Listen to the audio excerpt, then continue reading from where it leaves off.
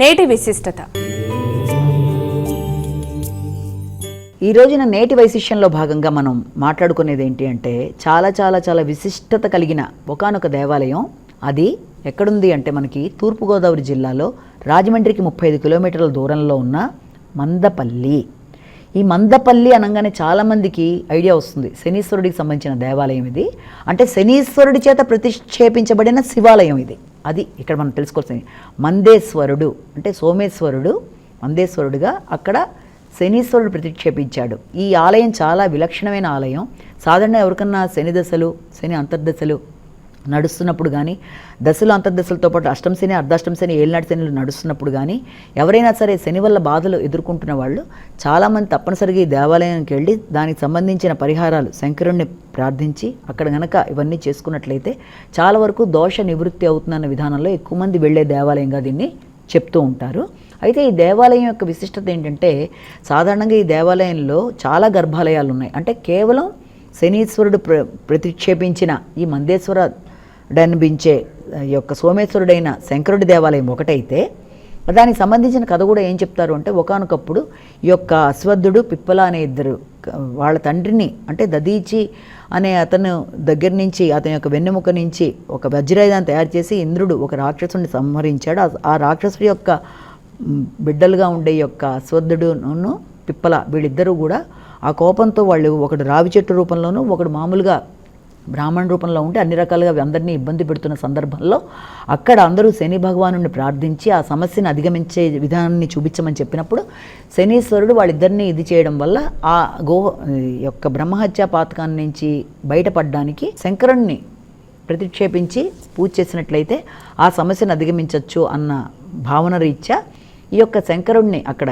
ప్రతిక్షేపించడం, అలాగే ఆయన ప్రతిక్షేపించడమే కాకుండా అక్కడ ఆయన దగ్గర నుంచి ఒక వరం కూడా అడుగుతాడు. ఎవరి దగ్గర నుంచి? ఈ శంకరుడి దగ్గర నుంచి తీసుకున్న వరంలో మొదటి భాగం ఏంటి అంటే ఎవరైతే ఇక్కడికి వచ్చి శంకరుణ్ణి ప్రార్థిస్తారో, శంకరుడికి సంబంధించిన పూజలు చేస్తారో వాళ్ళకి శని దోషం అనేది అంటకుండా, ఒకవేళ ఏదైనా శని వల్ల ఇబ్బందులు పడుతున్నా వాటి యొక్క ఇబ్బందుల్ని చాలా వరకు తగ్గించే విధంగా చేస్తారు అన్న విధంగా అక్కడ ఒక వరం తీసుకుంటాడు. అలాగే అది చాలా విశేషంగా చాలామంది ఆ ఉద్దేశంతో అక్కడికి వెళుతూ ఉంటారు. అది విశేషమైన మందపల్లిలో శనీశ్వరుడి చేత ప్రతిక్షేపించబడిన మందేశ్వరుడు అంటే మందుడు అంటారు శనీశ్వరుడిని, మందేశ్వర లింగం అని దాన్ని అంటారు అనమాట. అంటే ఈ యొక్క శంకరుణ్ణే ఆ రకంగా చెప్తారు. అలాగే అక్కడ బ్రహ్మేశ్వర లింగం అనేది రెండోది కూడా ఉంది, నాగేశ్వర లింగం అని కూడా మరొకటి ఉంది. ఇదే కాకుండా సప్తమాతృకుల చేత ప్రతిక్షేపించబడిన అమ్మవారి దేవాలయం. అది మాత్రమే కాకుండా గౌతముడి చేత ప్రతిక్షేపించబడిన ఇక గోపాలుడి యొక్క దేవాలయం. కాబట్టి 5 రకాలైన దేవాలయాల సముదాయంగా దాన్ని మనం చెప్పుకుంటాం. ఇది గౌతమి నదికి దగ్గరగా, అంటే ఇక్కడ బ్రహ్మేశ్వర దేవాలయం అనడానికి కూడా బ్రహ్మదేవుడు ఇక్కడ జపాలు హోమాలు అవన్నీ చేసుకున్నప్పుడు ఆ యొక్క గుండం ఎంతకీ చల్లారకపోతే అగ్నిగుండాన్ని చల్లార్చడానికి ఈ గౌతమి నదిని అటువైపు తిప్పడం వల్ల అక్కడంతా కూడా చల్లబడింది, అగ్నిదేవుడు శాంతించాడని ఒకటి చెప్తారు. అలాగే కర్కోటకుడు అనే ఒకానొక విషనాగు శంకరుడి కోసం చేసిన ఈ యొక్క తపస్సులు మొదలైన వాటి వల్ల అక్కడ శంకరుడు ప్రత్యక్షడం వల్ల నాగేశ్వర లింగం అనేది ప్రతిక్షేపించడం, ఆ నాగేశ్వర లింగాన్ని పూజ చేయడం వల్ల నాగదోషాలు, సర్పదోషాలు, అనవసరమైన భయాందోళనలు పోతాయన్న విధానంతో ఆ యొక్క దేవాలయాన్ని, అలాగే రుక్మిణి సమేత సత్యభామతో ఉండే ఈ యొక్క గోపాలుడికి అక్కడ వివాహాది కార్యక్రమాలు జరగడం అన్ని, అలాగే మందేశ్వరుడికి మనకి ఈ యొక్క ఫిబ్రవరి మార్చి నెలలో ఆ యొక్క శంకరుడికి వివాహ కార్యక్రమాలు చాలా చక్కగా అద్భుతంగా జరిగే ప్రదేశంగా ఈ మందపల్లిని చెప్తూ ఉంటారు. కాబట్టి మందపల్లి యొక్క వైశిష్యంలో ఎక్కడా లేని విధంగా ఇక్కడ ఏంటి అంటే శంకరుడికి సంబంధించి శనికి సంబంధించిన దోషాలన్నీ అధిగమించడానికి, శంకరుణ్ణి ప్రార్థించడానికి స్వయాన ఈ యొక్క శనీశ్వరుడే ఆ యొక్క దేవాలయంలో ఈ శంకరుణ్ణి ప్రతిక్షేపించినట్టుగా చెప్తారు. కనుక అది ఎక్కడో కానీ ఉండేది కాదు కనుక చాలా విశేషమైన దేవాలయంగా మొట్టమొదట చెప్తారు. అక్కడ అన్ని కాలాల్లోనూ, అంటే ముఖ్యంగా శనివారం, శని త్రయోదశులు, దాంతోపాటు కార్తీక మాసంలో కొన్ని ముఖ్యమైన సమయాల్లోనూ ఈ యొక్క అభిషేకాలు లాంటివి, శనుడికి సంబంధించిన దోష పరిహారాలకు సంబంధించినవి అన్నీ కూడా అక్కడ సిస్టమేటిక్గా చేస్తూ వస్తారు. కాబట్టి చాలామంది ప్రత్యేకంగా వెళ్ళి అక్కడ ఉండి అవన్నీ చేయించుకొని రావడం అనేది అది ఒక ఇదిగా పెట్టుకుని చేయడం అనేది ఎంతో కాలం నుంచి జరుగుతున్న విధానాల్లో చెప్తారు. అలాగే నాగదోషాలు ఉండేవాళ్ళు కూడా ఆ ప్రదేశానికి వెళ్ళడం, వారి వారి నమ్మకాలతో వెళ్ళే ప్రదేశాల్లో మందపల్లి చాలా అద్భుతమైన పుణ్యక్షేత్రంగా, ఎందుకంటే ఇది గౌతమి నది సమీపంలో ఉండడం ఒకటి, అలాగే ఇక్కడ ముఖ్యులైన వాళ్ళు ఒకటి శనీశ్వరుడు, బ్రహ్మదేవుడు, అలాగే కర్కోటకుడు, దాంతోపాటుగా ఈ గౌతముడు మొదలైన వారు సప్తమాతృకులు వీళ్ళందరూ కూడా స్వయంగా ప్రతిక్షేపించిన దేవాలయంలో దేవతలు కనుక అవే కాకుండా దాదాపుగా 104,000 పైన అక్కడ అశ్వద్ధుడు, పిప్పల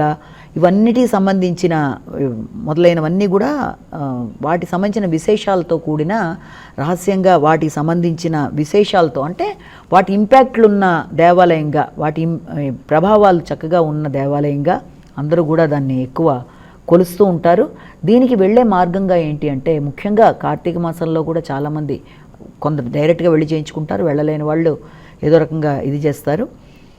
సాధారణంగా శని అంటేనే భయపడతారు, శని దశ వచ్చినప్పుడు ఎక్కువ భయపడుతూ ఉంటారు, వినంగానే కంగారు పడతారు. కాబట్టి అలాంటి సర్వదోషాలని నివృత్తి చేసే విధంగా అక్కడ ఈ విధమైన కార్యక్రమాలని జరుగుతాయి. కాబట్టి కొంతవరకైనా ఆ రకమైన ఇబ్బందులు అశాంతులు తగ్గించుకోవడానికి కొందరెడితే మరికొందరు శని దశ నడిచినా నడవకపోయినా అష్టమశనులు అర్ధాష్టమశనులు ఏలినాటి శనులు మొదలైనవి లేకపోయినా మున్ముందు రాబోయే దశల గురించి కూడా ఒకసారి వెళితే తప్పేంటన్న విధానంలో వెళ్ళేవాళ్ళు, క్యాజువల్గా వెళ్ళేవాళ్ళు మొదలైన వాళ్ళందరూ కూడా తప్పనిసరిగా దర్శించే స్థలంగా దీన్ని చెప్తారు. అంటే ఇది ఒక తూర్పుగోదావరి జిల్లాలో రాజమండ్రికి సమీపంలో కొన్ని పుణ్యక్షేత్రాల భాగంలో ఇదొక భాగం. అంటే అది దాటి కొంచెం ముందుకు పెడితే అయినవెల్లి, అది దాటి కొంచెం ముందుకు పెడితే మనకి ఈ యొక్క ముక్తేశ్వరం, ఈ తర్వాత ఈ కోటిపల్లి మొదలైనవన్నీ కూడా కొంచెం దూరంలోనే ఈ యొక్క పుణ్యక్షేత్రాలు. దానికి అంటే ముందు కొంత తీసుకుంటే రాయలి జగన్నాథ స్వామి టెంపుల్, ఇవన్నీ జగన్మోహిని రూపంలో ఉండే టెంపుల్ ఇవన్నీ ఉంటాయి. కాబట్టి ముఖ్యంగా ఈ దేవాలయాన్ని సందర్శించడానికి కారణం ఏంటి అంటే చాలా విశాలమైన ప్రాంగణంలో ఉంటుంది. అన్ని రకాల దోషాల నివృత్తి కోసం అని చెప్పి వెళ్దామని అనుకుని వెళ్ళేవాళ్ళు ఉంటారు. అలాగే శని యొక్క బ్లెస్సింగ్స్ అంటే క్రమశిక్షణకి కారకుడైన శనిదేవుడు కాబట్టి ఆయన దగ్గర నుంచి బ్లెస్సింగ్స్ ఒక సిస్టమేటిక్గా ఉండే జీవితం కొరకు, మానసికంగా అసంతృప్తి లేకుండా ఉండడానికి, ఆశించిన ఫలితాలు ఆటంకాలు లేకుండా ఆలస్యాలు లేకుండా ఉండడానికి అన్నిటికీ కూడా శని భగవానుడిని పూజించే వాళ్ళు ఉంటారు. కాబట్టి ఇది ప్రత్యేకంగా శనిదేవుడే ఏర్పరిచిన దేవాలయం కాబట్టి అది శివాలయం కాబట్టి దానికి అంత విశిష్టత ఏర్పడిందని మనం ఇక్కడ ఒకటి గమనించుకోవాల్సిన అవసరమైతే ఉంది. అలాగే దాంతోపాటుగా అక్కడికి వెళ్ళి ఆ రకమైన ప్రార్థనలు చేసేవాళ్ళు కూడా ఈ యొక్క గౌతమి నదిలో స్నానాలు చేసి అంటే గోదావరి నది యొక్క పాయలన్నీ ఇదివరకు గోదావరి నది మధ్యలోనే ఉండే పరిస్థితుల్లో ఉండేది. తర్వాత కాలక్రమేణా దాన్ని అభివృద్ధి పరిచారు.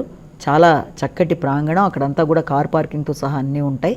ఎవరికైనా సరే ఆ రకమైన ఇబ్బందులు ఉన్నా కూడా ఒకసారి మందేశ్వరుణ్ణి తలుచుకున్నా, ఆయన్ని గురించి శంకరుణ్ణి తలుచుకొని ఏదన్నా ఒక మానసికంగా నాగేశ్వర లింగాన్ని తలుచుకున్నా, మందేశ్వర లింగాన్ని తలుచుకున్నా, దీంతో పాటుగా బ్రహ్మేశ్వర లింగాన్ని తలుచుకున్నా, కనీసం ఎప్పుడన్నా అవకాశం ఉంటే అటువైపు వెళ్ళినప్పుడు కనుక ఒకసారి చూసిన సప్తమాతృకులు ఉన్న అమ్మవారిని కూడా అక్కడ మనం చూసినట్టు అవ్వడమే కాకుండా వాట్లల్లో విశిష్టతగా ఇక్కడ ఈ యొక్క గోపాలుడు అంటే ఈ యొక్క కృష్ణుడి యొక్క మందిరం కూడా అక్కడ ఉండడం. సాధారణంగా ఎక్కడన్నా ఒకటే గర్భాలయం అనేది ఉంటుంది ఏదైనా దేవాలయాలు మనం చూస్తే, కానీ ఇది చాలా చక్కటి పెద్ద గోపురంతో లోపల అనేక గర్భాలయాలతో అనేక అక్కడే మనకి రావి చెట్టు అవన్నీ కూడా ఉంటాయి.